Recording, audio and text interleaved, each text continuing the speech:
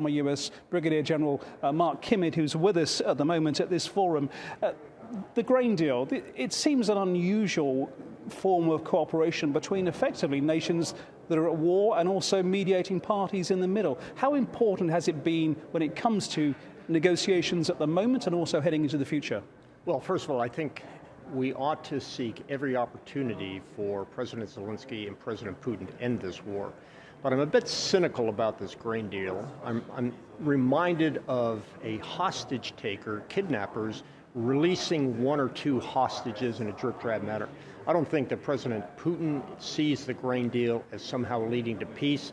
I think he sees it as an instrument and leverage for him to gain the concessions he wants when this is all over.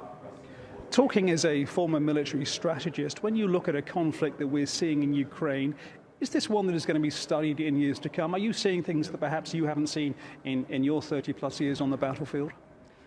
Well, as we say in the military, the principles of war really haven't changed, but the way they're being manifest and operationalized in this war is certainly different.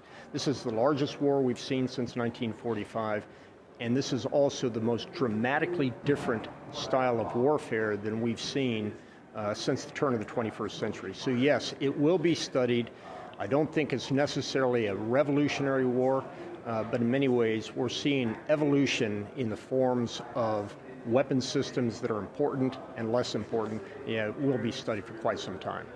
People I know in London who work with the military say that it's been an interesting time for them because they, of course, are supplying weaponry. Is Ukraine, in a sense, becoming a testing ground for Western nations when it comes to developing new weapon systems? Well, I think it certainly is, not only in the tactics and the capabilities, but let's be candid. The defense companies are looking at this as well because they're the ones that are going to have to produce the new styles of weapons to accommodate what we're seeing on the battleground.